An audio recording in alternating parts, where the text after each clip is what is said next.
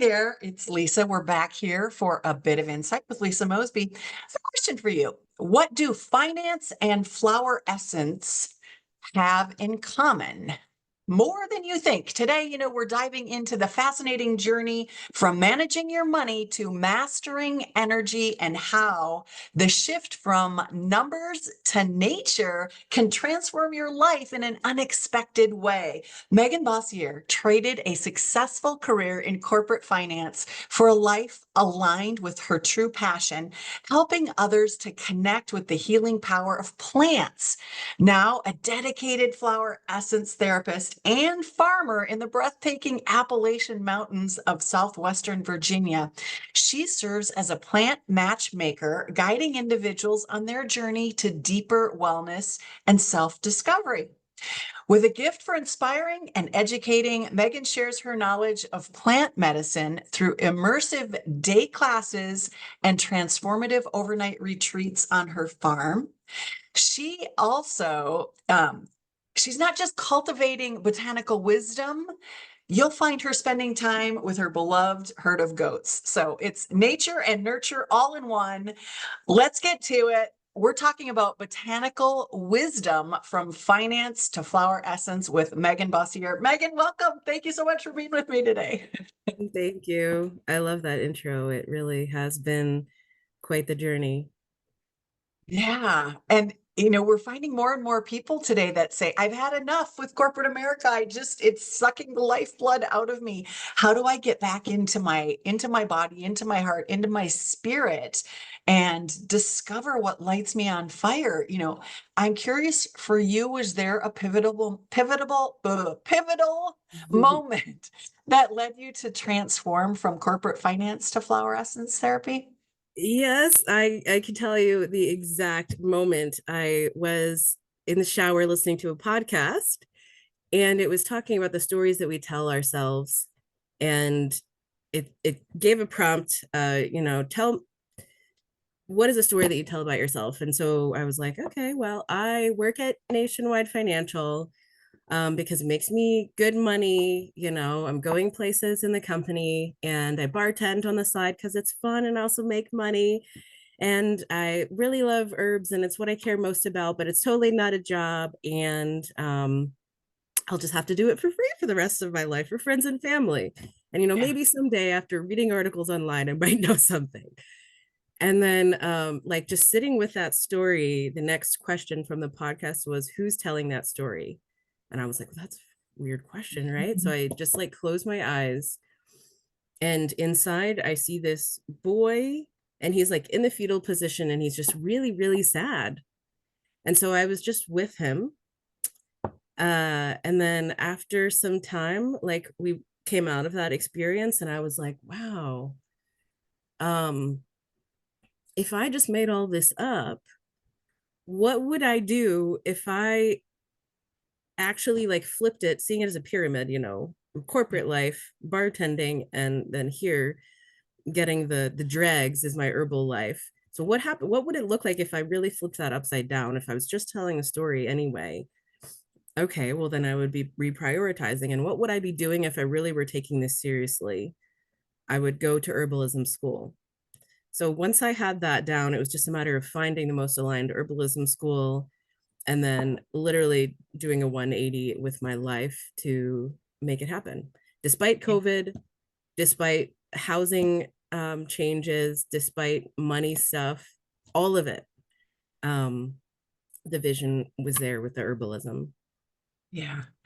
Had to have been fear. I mean, right now I remember when I also did a transition similar to that many, many, many, many years ago.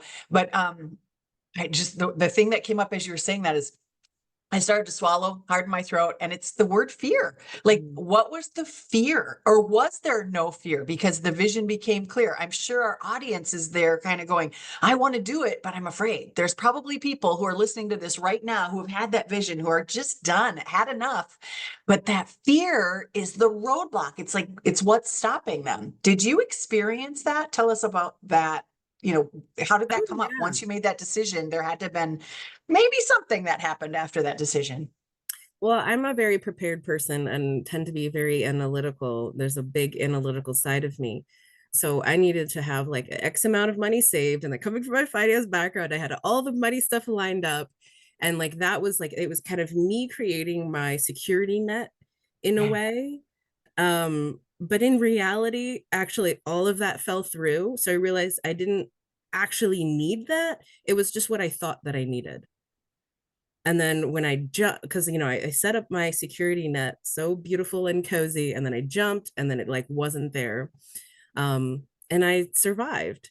So the fear was that, and the exact thing that I feared happened. And then I realized, well, actually, it wasn't that bad, was it?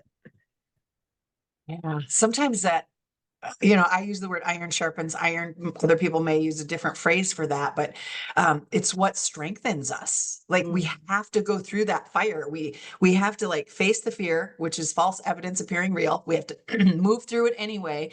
And then we find out that it's, wow, I have this inner strength and it's our resiliency. And I think people that never take the jump, people that never try and they let fear stop them, maybe don't have as much resiliency, and it's something that can be practiced. We talk about I'm going in a different direction. We're just going to take a little sidetrack, a little curve out of the way here. We know that flowers have energy and essences. The flower essence is part of the energy of the plant. Well, human beings have energy too. And so when we're experiencing those negative emotions like fear or trepidation, how do we address that? And how do flowers actually support those emotions and feelings that we're having? Can you tie those two together for me? Yeah, absolutely. Because, like you said, it's just a matter of an energetic shift, right? So it's like I'm in. I'll go back to that situation of nothing happening as I planned it, right? When I was taking this big shift in life and making a big transition. And the reality, we'll call it like the reality of that situation is the same of like, where I'm living, what money is coming in, going out, what have you. But it's like my energy in reaction to that or in relationship with that is what can shift. So how can I shift my energy? And that's a matter with the flowers, it's like a frequency attunement. So each flower has a breadth of frequency, and that frequency is like wisdom, but the botanical wisdom. So we'll take elm, for example. That's a beautiful flower essence, elm, and it's easy to remember because elm is for overwhelm. So like in those moments of overwhelm, this elm essence is entrained to the remedy. Like, what is the supportive frequency on the other side of overwhelm, right? Is Peace I and mean, we're calm. putting it in English. Yeah, we're putting it in English, but it's really frequency. But we can call it calm, we can call it Yeah. centeredness, groundedness, Yeah. focus, all of those things in a vibrational frequency. So we Yeah. connect to this flower essence. Like I would literally, take a flower essence, take a couple drops on my tongue, Hey, if we're doing and it, I'm I'm doing it. tuning to that. Yeah, I'm tuning this flower. This one is golden seal, but Mm. concept is the same. I'm tuning Mhm. to that flower vibration, and then I kind of go back to my own vibration. That's why it's a small dose. And so to really like connect deeply and entrain myself with that flower essence vibration, it gets to be practiced frequently. Yeah. And like the flower essence is having energy, so do our words. So Mm. when we're speaking negative things, I can't, I shouldn't, those negative words, it affects the cells in our body and it affects our energy. And so, rather than having those thoughts, turning to flower essences or turning to what's the opposite of that? Okay, what could happen here if I did XYZ, rather than saying I can't do it and just throw out the baby with the bathwater. Yeah. um, it's an interesting space to be studying and tying into when you're using this for therapy and integrating this and helping folks.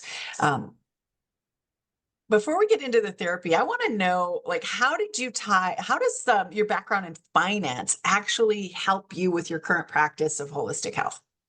How do these two marry? Because I think there's a lot of people out there that they're in one world and they want to switch to something creative and tie these together. And we're talking entrepreneurs, business owners here. So help us to bridge that gap before we jump into maybe some more botanical therapy stuff.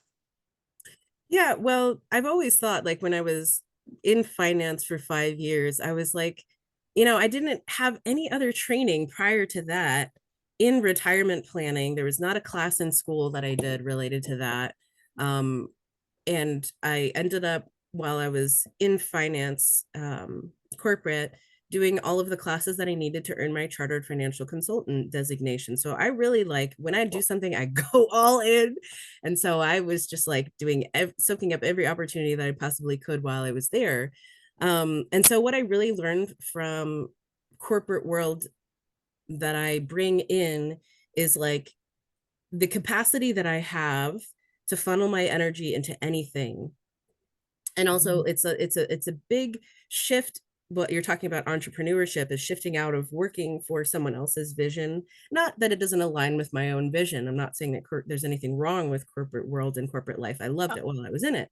And then at a certain point it didn't align any longer.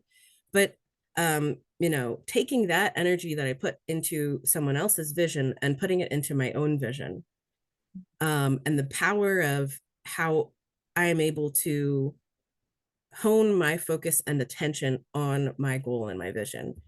Um, and the finance stuff, I mean, it's so interesting how it's been a while since I've been in it. But somebody talks about a 401k or something, and it all just comes flooding back. And I was like, well, make sure this and do this. And I'll look at your asset allocation if you want me to. I'm really good at that. And so it's so interesting how these different pathways that we go down in our life, like you are alluding to, converge. And I can always go back to that if and when I need to or want to. And so how I utilize my finance education right now is supporting myself and others that I love, because because we don't get that training anywhere, it can be really overwhelming for folks. So I've been able to support a lot of my friends and family members with investments. Wow, I love it. How is that helping you establish your farm? Because, it couldn't have been cheap to buy a farm in the Appalachian Mountains. I mean, yeah, there had to have been a lot of preparation and looking in time, I would guess, to do that. And so having that background in finance could maybe support some of that as well. Yeah, the farm my partner already had, and I didn't actually have to go through that work. It was aligned Oh, for me. I came and the farm already existed. But speaking of investing and farming, we've talked about this a lot because we have grown our own breed of corn that blends two different varieties together. Corn hybridizes naturally in the field. So we grew two types of corn and they blended together and created their own combination. So we call it Eastern Sun now. We've done this for 5 years. And so it's a blend of like red and yellow. It's gorgeous. And so we plant like 1 ear, right, which is approximately 700 kernels, depending on the size and things, but 700 kernels. So we plant like 1 ear and then we grow our whole harvest for the year out of 1 ear of corn. So when thinking about like return on investment, that's pretty amazing that nature gives us these like conveniently packaged tiny, like, right? Like, isn't it so divine that we get this tiny little thing that multiplies itself? Like that is the nature of nature, is investment and return and growth begetting growth. Like that's real growth and return on investment. And I think about that a lot as I'm harvesting with such gratitude of how these seeds turn into these little sprouts that turn into these plants that have this flower wisdom. And like on all levels, these plants are here to support us in our own journeys and to mirror relationship with us. It's just way so much more exciting. And then the systems that we create as humans kind of mirror what's already in nature, right? So it's like our stock market, in essence, it's like the stock market didn't come first, the plants came first, right? So we are imitating nature in a way of the system that we created with the stock market and with investments. So I think that's really interesting. yeah. That's fascinating to look at it that way. Never even thought about that. Hmm. How do you go about selecting the right plants Because you said you chose two different varieties, and there's so many, and there's so many hybridized corn plants out there. But coming back into that, like the individual healing journey, how do you go about selecting the right plants for each individual? And maybe you don't do that. Maybe it's something that they do. But let's dive in a little bit on how that works, how the therapy part of bringing these things together works. Yeah, that's a good question because depending on the practitioner, I'll just speak to how I personally do it because I Mhm. blend some like feminine and masculine techniques with Mhm. my therapeutic. So, for example, if I have a client in front of me, when they speak, like you said, our word has to have frequencies. So I'm picking up on the frequency of their words. So if they're saying things like, I feel overwhelmed, I a little thing peaks within me and like, oh, elm, okay, I'll jot that down. And it doesn't mean that it's, the match has been made, right? Overwhelm is really connected to a lot of things, but I'm picking out frequencies in the words that I'm hearing. And so that's a more masculine way because it's like and data analysis in a way. And then so the more feminine kind of esoteric way that I do it is based on frequency. So since it's all frequency anyway, instead of processing it through the mind of like, well, they said they were overwhelmed, so I'm going to pair them with elm. That's a way that it can be done. But there's a way to like just feel the frequencies and tune that to the person. So that's through the body are each divine vessel. So say I have that same essence and I'm holding that to me and I have a connection to my client that is like this connection to my client. And so if I'm curious if elm is a supportive frequency for them, I would ask, is elm a supportive frequency for this client in this time? And then I will get, it's basically body dowsing is what they term that, but that's another technique that can be used for divining the alignment of those frequencies. You could use, I think that the body is the truest teller of truth. So I use Yeah. my body for that as a surrogate for clients and then also for myself when I'm pulling an essence. And then there's also an intuitive aspect to it as well. Sometimes when I've been in a therapeutic session with a client, I will get a random ping of an essence for somebody, or I'll see something in my mind's eye. And I also do Reiki energy healing. So I combine Reiki and flower essences together. So when I have somebody on my table, um, my eyes are closed, I'll see images like the most recent one, I saw a pink flower and I was like, hello, pink flower. I didn't know what the flower was yet, but I was like, hello, pink flower. And then it said monkey flower. So I pulled pink monkey flower, which is an essence that I happen to have. And there's another situation where I was um, having my hands over a client and I saw willow branches just like waving in the wind. And willow is an essence that I have. So I used willow in that area. So it's just a combination of intuition and thought in a way, but you can go down any manner of those ways to matchmake with flower essence therapy. Beautiful. What's the difference between flower essence therapy and Bach flower remedies? Because I know that there is a difference. I've used a lot of Bach flower remedies over the years and then flower essence came later for me, at least in my practice when I was, before I retired. What's the difference between those? Bach flower essences are a line of flower essences. So that's like a brand, say, under the Okay. big umbrella of flower essences. So Bach remedies are flower essences. And he was the first one to write things down. A lot of time, but this is an ancient medicine that has been practiced for thousands of years.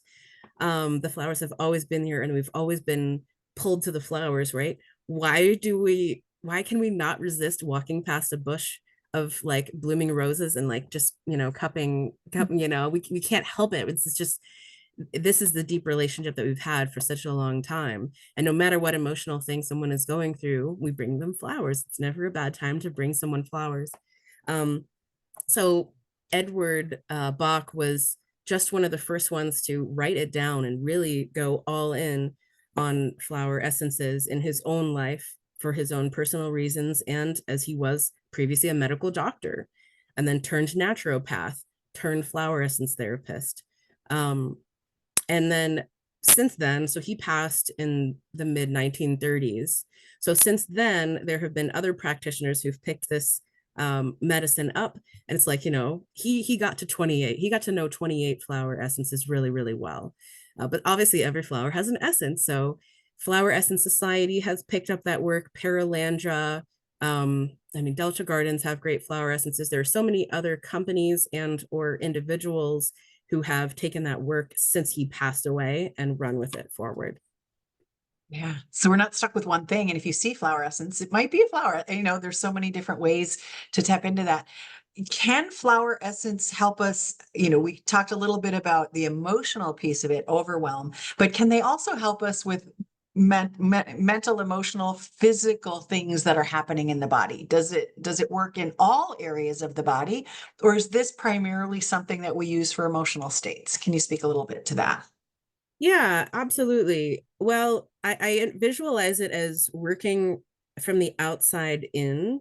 So it's like Mhm. we have these different aspects of our human, which is the physical, my body.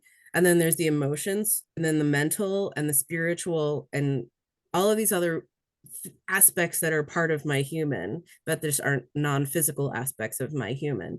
So it kind of approaches from those non-physical down to the physical, right? So, I mean, we'll take an example of overwhelm, for example. You've seen me when I'm overwhelmed. There's physical aspects of it. What Yeah. would, for me, that looks like crying, that looks like breathing. My lungs are impacted, right? Um, there's mental parts of it too, racing thoughts, or shut down. So there's one thing, it has effects on all levels. Everything does, but it's just more subtle on the purely physical things. So if I'm supporting someone with something that's purely or perceivedly purely physical, I would go down to the root causes of that. So why is the body showing this as a physical symptom? Because it wasn't caught as an emotional symptom, because it wasn't caught as a mental, because it wasn't caught in the spiritual realms. And then eventually it funnels down, it kind of like funnels down. And then here's the last place that it could possibly show you. Here is a beautiful gift of something that you could work on in this life with your human. So that of course that, and that's why Bach was so interested in the flower essences, because he was supporting people with their physical health. And he realized that until these underlying, I mean, habits, proclivities, is more the way that he talked about it, but like, you know, things that people did that were not supportive to them, that were not on the physical necessarily, they were on the mental and emotional and Spiritual. spiritual realms. Until those were addressed, then the physical didn't respond. Yeah. So, I mean, I wouldn't say that this is the first place that I would go if I have like a cut on my knee or something. That, but as far as like deep rooted situations embodied, yes, absolutely. And I specifically work with highly sensitive persons or empaths, because we're the ones, I why? Because I am one. We're the ones who can feel this medicine the strongest because we're more attuned to the frequencies. Everybody can. It's just a matter of training, Yeah. um, and training ourselves to be able to do that. It's not like empaths have this magical ability. Everybody can create that if they try. Some people are just more natural at it than others, just like training at a gym, it requires some training. So the short is that it's all connected. So yes. And another thing I want to say, because people get really confused when I talk about flower essences, and I often get that they confuse them with essential oils. So I'm Yes. not talking about essential oils, which are the smelly good things that you can roll on. I love those too. But flower essences are a completely different medicine. They don't have a fragrance unless you are really sensitive and you can pick up a fragrance from an energy. And then they don't really have a taste unless you can pick one up because they're energy. It's a essence, it's the energy of the plant preserved in spring water and brandy classically. So if you're just physical taste, you're going to get like the sweetness of brandy and water. Yeah. Yeah, that's a great point. Um, when I was trained, it was like every single disease, dis-ease in the body has an emotional component. It wasn't until later that I learned that it's not just an emotional component, but there may be, a spiritual component to that as well. So we're always talking about getting to the root. What is the root? People have heard this before, is like, what is the root problem of this chronic condition in the body?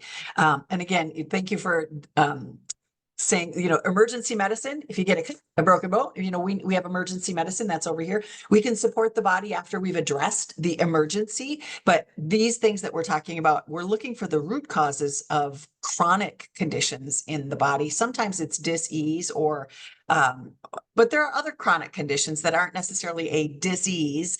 They might be inflammation. They might be something more minor, but it's affecting the whole system. Hormone imbalance would be something else. But there's ways to address those roots, and it can come from plants, essential oils, herbal medicine. They're all different concentrations. Plant flower essences, correct me if I'm wrong here, is more in the homeopathic realm because the plant energy has been diluted. Essential oils comes from pressing and force and pressure oftentimes to pull out the oils from the plant. And then herbal therapies is we use the whole plant, all the things in its entirety. We make teas and tinctures and things of that nature using the whole plant for those things. Would you add anything to that description, how I've kind of broken them down so that people have a better understanding of those three components? I agree with that because, like, what you're saying is there, in some ways, if you think about it, essential oils and flower essences are kind of opposite spectrums because essential oils are very concentrate. So we do use drop dosage on flower essences, but that's because we attune. Let me try to say this another way. A lot of times in American society specifically, we have this thought of like more is better, stronger is better, double the dose. Like, if I can, if with the coffee, with the everything, like we go hard. And in some ways that dulls our senses because we need to be blasted in order to feel something. And so flower essences are like, what if it's just so small that it allows us to reconnect to how sensitive we really are? Because we tend to over assault ourselves because sometimes it's because we're actually too sensitive. So we're trying to just numb out. So we take the opposite approach with flower essences, and like the more subtle, the more dilute, then the more that our bodies and our energy frequency can like expand to meet that. Like we give it more space between this essence and me to really like figure out where we can meet each other, because we're not trying to go right close up there, right? So it's just, it really requires completely shifting our come from, especially in American medicine, from the stronger is better mentality. And then essential oils kind of are do fall into that category because they're extremely concentrate. And we do work with a drop dosage, but that's because like a drop is what, 20 tea bags worth of herb equivalent. So it's kind of for the opposite reason. So I can see the confusion. But yeah, in a way, these are very opposite spectrum medicines. I love them both.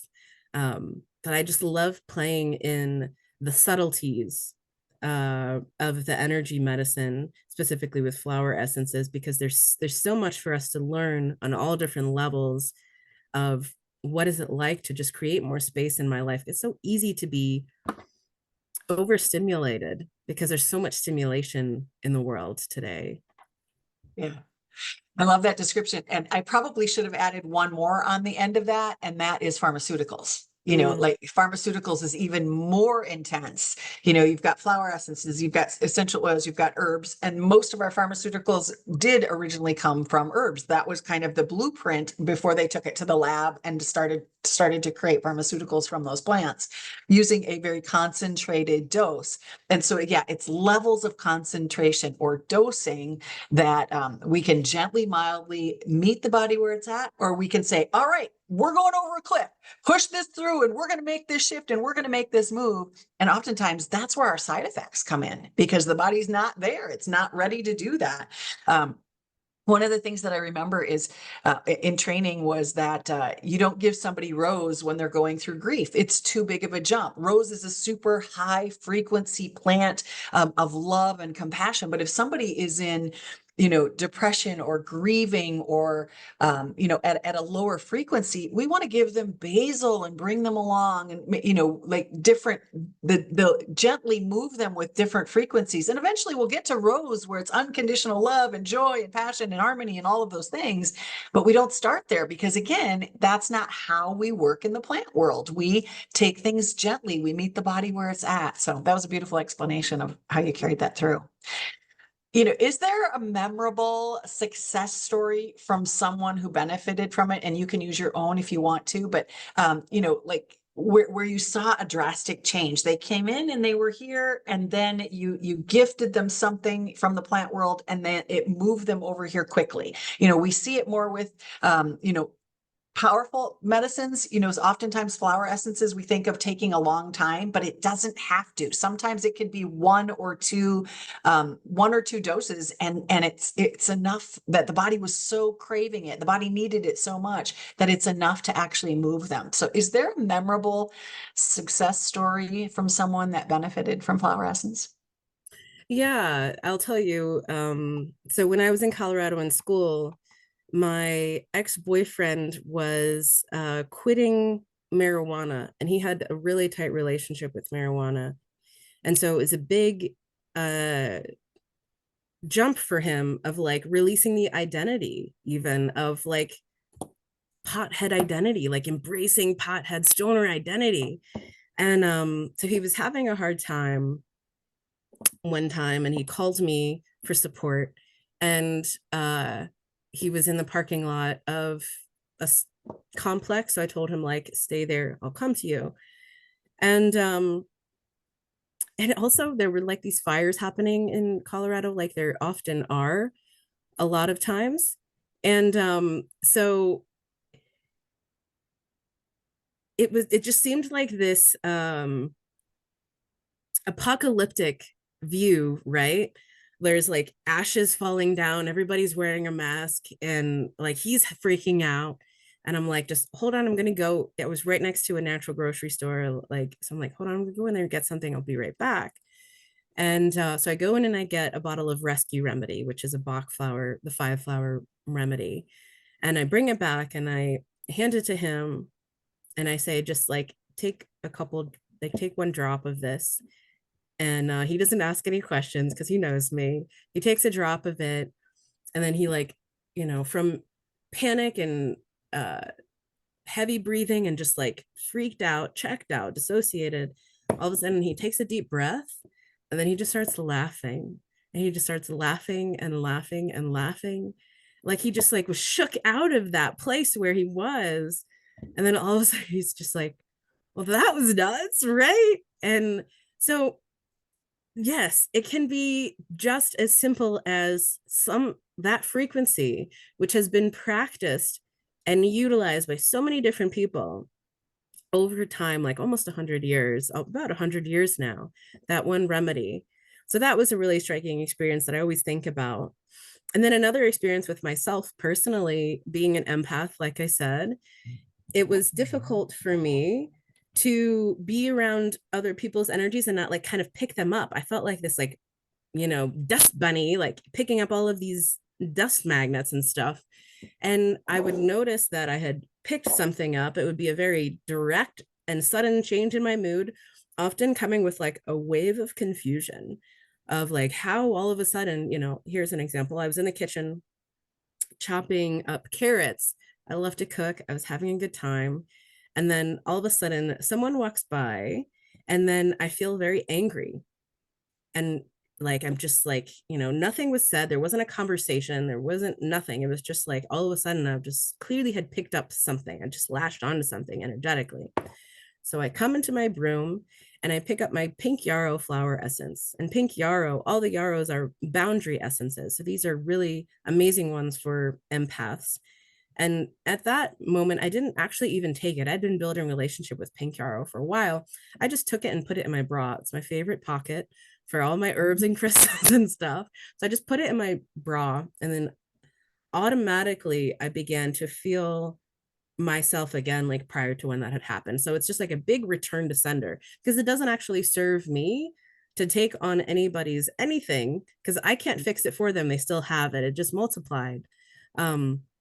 So I leaned on that a lot, Pink Yarrow, when I was like building up these boundaries that I have. To now at this point, it doesn't often happen as much because I've tuned myself to that frequency, to the frequency of Pink Yarrow, so much that I can just call it in my brain, and it's just become part of my frequency at this point. Not that I can't go back to the medicine, I always have it, but it's just built into my own frequency now at this point because of deep relationship.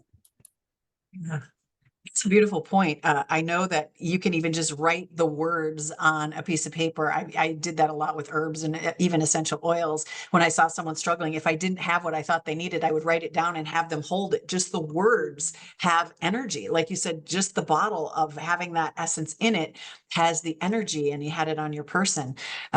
There's this, it's just so fascinating, this world of energy medicine and how it works. How have you, or how have your retreats and classes evolved since you started? And then I want to share with our audience some of the unique experiences that you offer through the farm and through the work that you do. Yeah. Well, I started off teaching classes. Well, I started off doing flower communion first, which Mhm. was just like a way for me to kind of validate myself of the deep connection that I had with plants. Because at first, when I started like hearing plant songs and things, I was like, maybe I'm crazy. Let me get a whole bunch of, what should I do? Should I check? I could either check myself into an institution right now, or I could invite all my friends over and see what they pick up too. So I decided to do the latter.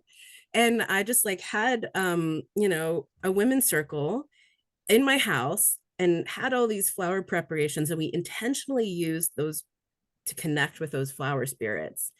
Um, and it ended up like kind of out of me seeking validation in what I was picking up, and also wanting to attune everybody else to, wow, did you know that like these plants actually have energies and spirits and you can connect to them and like really build deep relationship with them? And now I really love medicine making. I still do the flower communion. I've yet to build that here since I've moved, a connection of women to do that, but it's happening this year. um so right now I love teaching medicine making, and that's one of my favorite things to teach, and which is comes with this empowerment, right?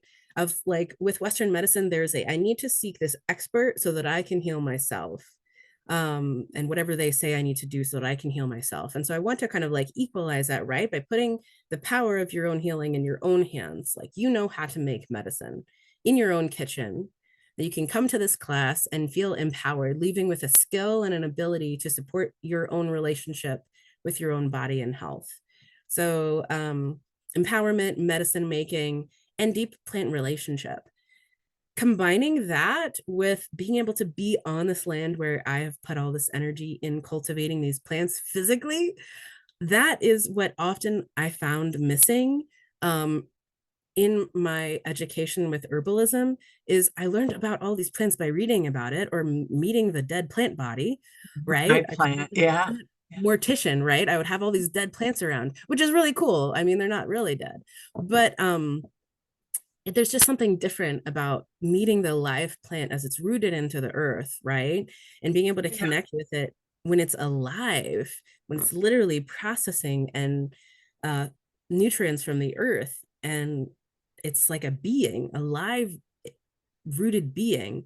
So that is what I hope to offer, what I am offering, by bringing people into the farm to be able to meet the plants as well as learn about them and make medicine with them. And with the retreats as well, there's a cultivated and innate energy that our land has that is just like woo, woo, woo, woo, like this orb of healing.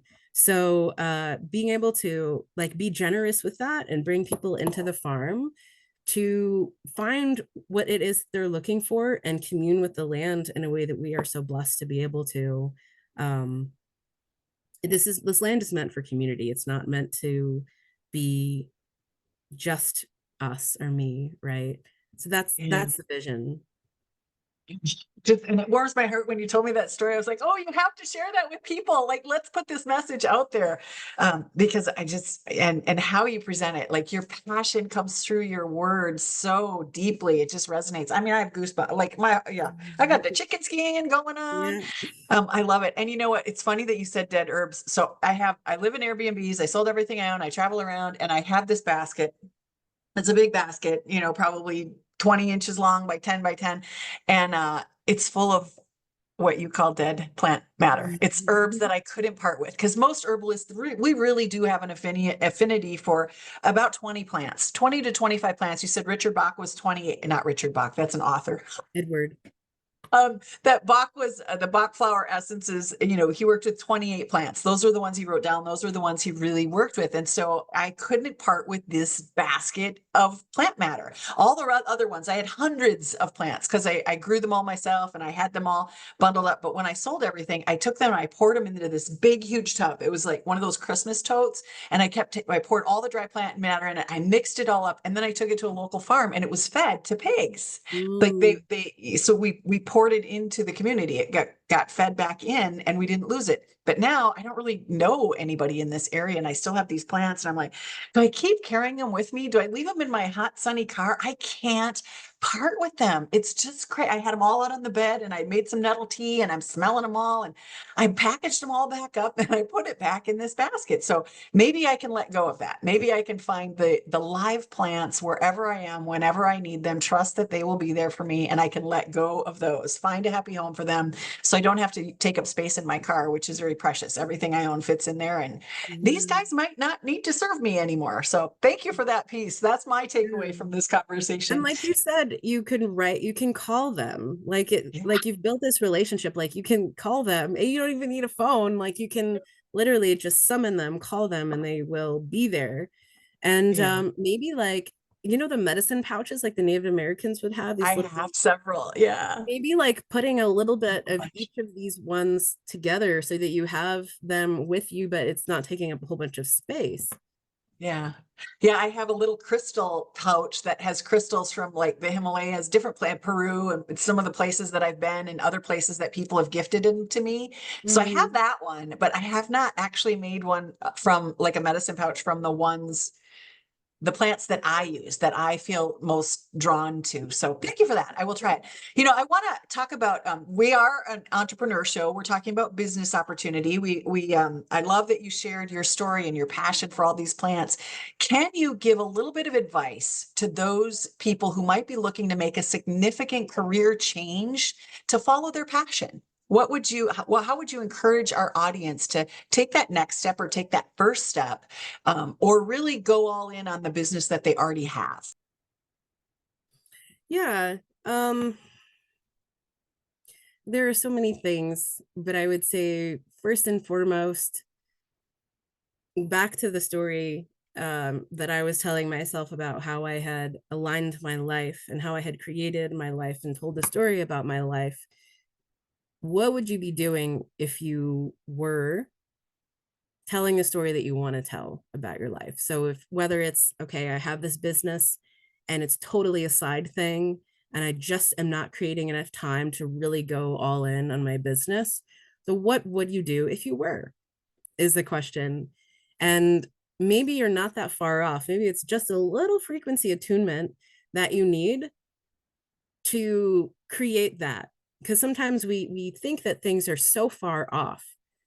We fall into different patterns of thinking or vibration and we think like everything is messed up. I need to completely change everything. And sometimes you do. And sometimes it's just a little tuning that's required. So, what would you be doing if you were living the life of your dreams? Is the first question. Number two is what is one thing that you can do now to prove to the universe, to prove to yourself that that is what you are doing and the path that you are walking down? Something that is deliverable and measurable that I could do within this week. If I say that I want that homestead, if I say that I want that business, what can I do this week to start walking down that path? Because, what do they say? The journey of a million miles begins with one step. So what is the one step that I can commit to, not just in the thoughts or desires, but intangible? Because you got to do something, do the thing, and walk toward that direction. Starting now. Starting now. Today's the day. When is now, the time? Yeah. When is now the right time? There it is. When is now the right time? Today. So take that step. The time went so fast. I hate to wrap this up, but we do need to. And I want to know, how can folks get in touch with you? Yeah, I have an Instagram. It's sacred sunflower with 2 underscores between the words, sacred underscore sunflower. I'm on Facebook as my name, Megan Boissiere. And also our farm is Deep Roots Ecosted, ECOSTEAD. And I just made us an Instagram page. There's nothing on it yet, but it's real, and I'll be building that. And our Facebook page has some pictures of our goats, so you can go there to get your goat fix. And I'll be posting updates of my classes and retreats and the progress on the plants there on our Facebook. Beautiful. I encourage you to connect. You can see and hear her passion as it comes through, and how she works with folks. Megan has an amazing heart, and I wanted you all to have this experience and get to meet her. So thank you so much for being my guest and sharing your love of plants. I think we mutually have that love of plants, and you've just been a blessing to me. So thank you. Thank you for creating this opportunity for women to learn from each other and to move forward. Beautiful. All right, folks, I will see you next week. Remember, my mission is to inspire, encourage, and support a community of women in achieving their financial independence and self-sufficiency. So if you are looking to start a side gig, if you want to start a business, or even expand your brand on social media, we have simple tools for you. So please reach out. Go to my website at lisamosby.com and grab 30 minutes off my calendar.